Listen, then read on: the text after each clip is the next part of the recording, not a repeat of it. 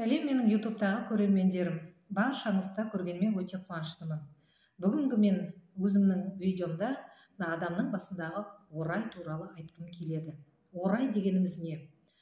Жалпы менің бұрынғы видеоларымды қараған болсаңыздар, мен сол жерде біздің қазақтың мына баланы бесікке салған кезде жеті киімге, бесіктің сыртына жеті киім орап, ырымдайтынын айтқан болатынмын бұрында.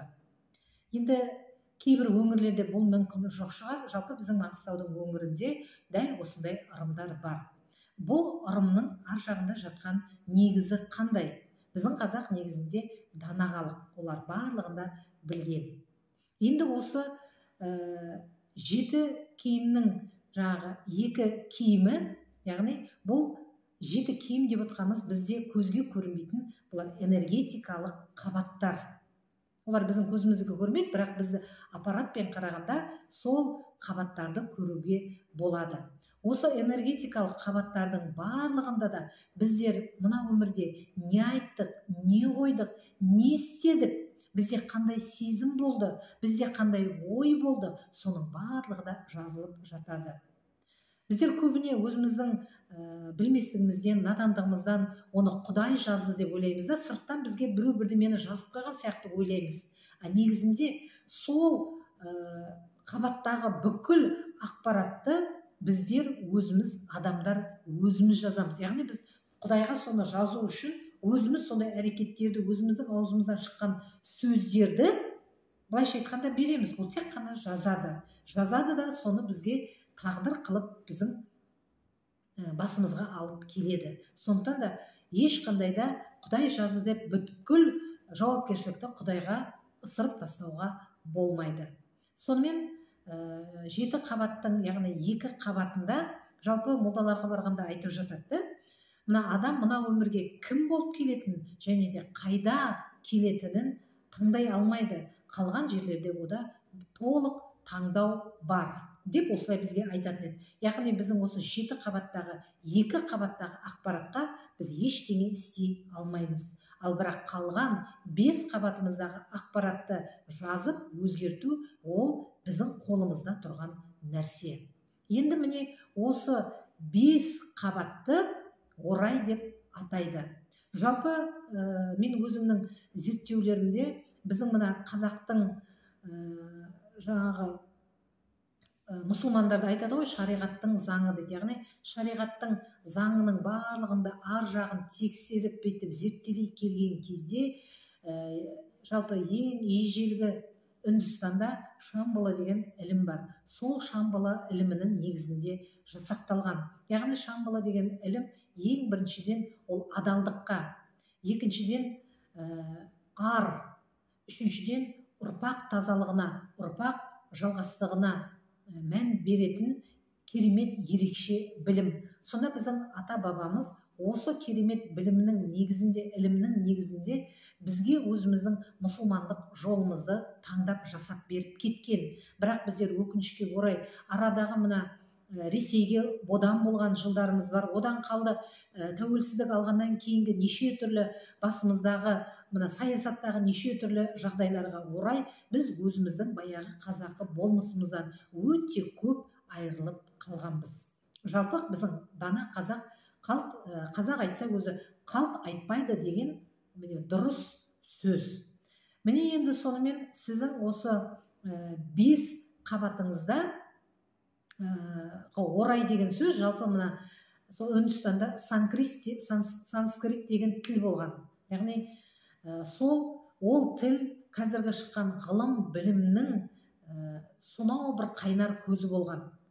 Сол қазақтың осы білімінің бастауы сол үлкен ұлы даналықтан басталады екен. Сондықтан да мына басымыздағы орай деп отқанымыз біздегі бес қабаттың бірігіпкен жері орай болып аталады. Қазақ айтады баяғыда, мына баланың басында екі орай бар екен. Немесе мына баланың басында, қыздың басында екі орай бар екен. Демек бұл ұл болса екі әйел алады деп, қыз болса екі күйеуге шығады деп айтқан. Міне бұл сөздің астарында да үлкен шындық жатыр. Яғни біз мына өмірге келген кезде өзіміздің баяғы прошлый опыт деп айтады, баяғы тәжірибемізден, баяғы ғұмырымыздан алған ақпараттардың негізінде адамдарды өзіміздің тағдырымызда кездестіреміз. Бүткіл біздің жолымызда кездескен, бүткіл біздің ғұмырымызда кездескен адамдардың барлығы да сол жазылған ақпарат бойынша бізге тартылады. Тіпті қарапайым таксидің ішінде келе жатқанда бір жерге бірге жолаушы болуының өзінде де үлкен мән бар. Сондықтан да әрбір кездескен адаммен біздер жақсы қарым-қатынаста болуымыз керек. Ең біріншіден осындай тартылыс заңы бойынша біз ата-анамызды таптық. Осы ата-анамызға қалтқысыз қызметімізді жасап, ата-анамызды сыйлап, ата-анамыздың ақ батасын алып қалуға тырысуымыз керек. Одан кейін біздің бауырларымыз, яғни бауырларымызбен де өте жақсы қарым-қатынаста болуымыз керек. Қазақ өзі әу баста айтып қойған, бірге тумақ барда, бірге тұрмақ жоқ дейді. Яғни сен ол адамдармен мәңгілік бірге тұрмайсың. Қайткен күнде де өзіміздің уақытымыз келген кезде әрқайсымыз жан-жаққа кетеміз. Сондықтан да осыны ескеріп, әрбір бауырларымызбен де жақсы қарым-қатынаста болуымыз керек. Олардың күнделікті хабарын алып тұрып, жетіспейтін жағы болатын болса, көмектесіп, жеткізіп тұратын болса, қамқорлық жасайтын болсақ, біздер өзіміздің қазіргі психологиялық тілмен айтқанда өзіміздің кармамыздан тазаланамыз. Одан кейін өзіміздің мына жұмыс жасайтын жеріміздегі адамдар, жолымызда кездесетін адамдар, қоғамдағы айналамыздағы адамдардың барлығына да наразы болмай, олардың барлығына да түсіністікпен қарауға міндеттіміз. Жалпы біз мына өмірге кешіру үшін және де кешірілу үшін келгенбіз. Қазақтың өзінің керемет философиясы бар, яғни көңіл философиясы дейді. Яғни біз барлық адамның да көңіліне қарауға тиістіміз. Яғни енді әрине көңілге қарат дегенде ол адамның ағына қарай жығылу деген сөз емес. Ол көңіліне қарау деген сөз, ол адамды барынша жаман әдеттерін көретін болсаң, сынап, мінеп, оған бір іс-әрекеттерін іске алғысыз қылып тастауға болмайды. Біздер көбіне қайтеміз қазіргі мына қоғамда, әлеуметтік желіде де, басқа жерлерде де сәл бір өзіміздің бір жағдайды көріп қалсақ, соны жарыса жазып, жарыса табалап жатамыз.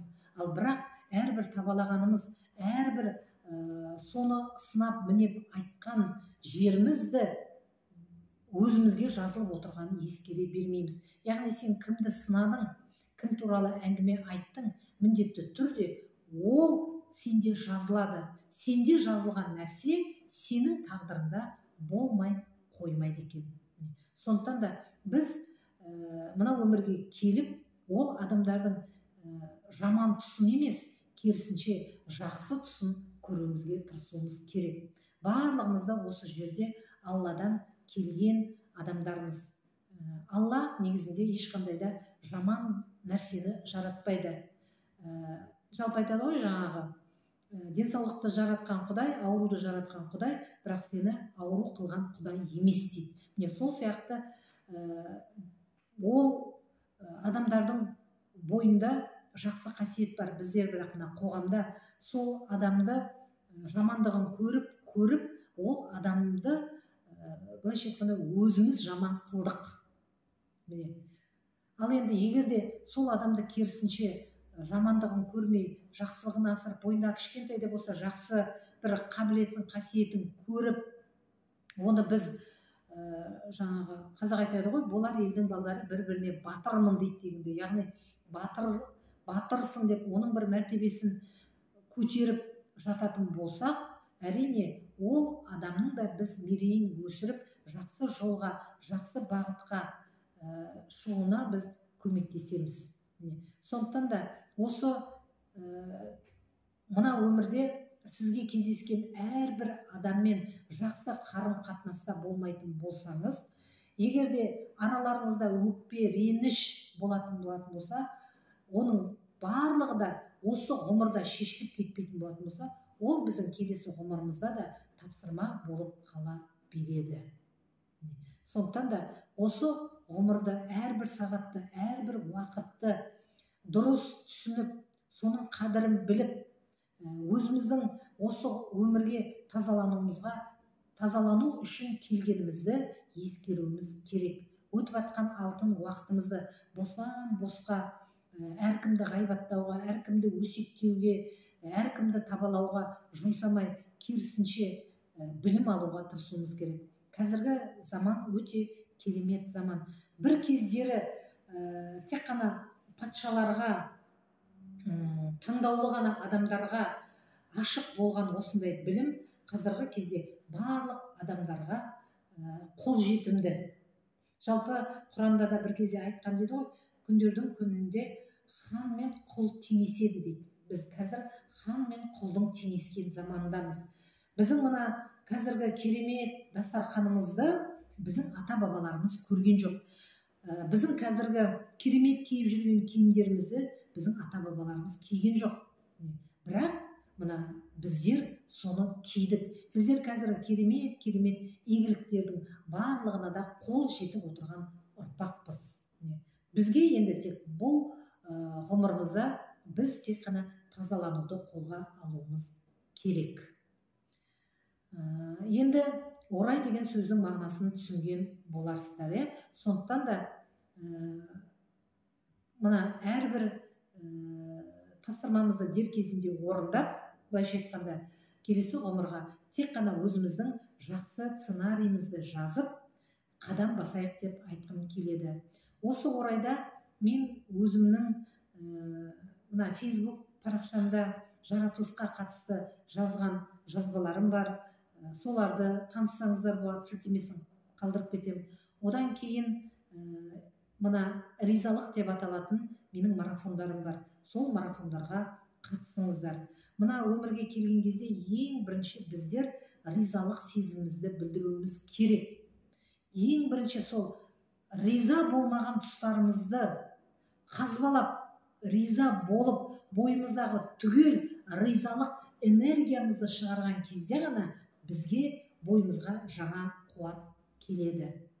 Ризалық марафондарыма шақырамын. Жаратылысқа қатысты көптеген сабақтарым болады, сол сабақтарыма да шақырамын қатысуға. Егер де қатысамыз деп ниет білдірсеңіздер, тілек білдірсеңіздер, онда өздеріңіздің төменде контактілеріңізді тастап кетіңіздер. Ал бүгінгі орайға қатысты әңгіме осымен тәмам.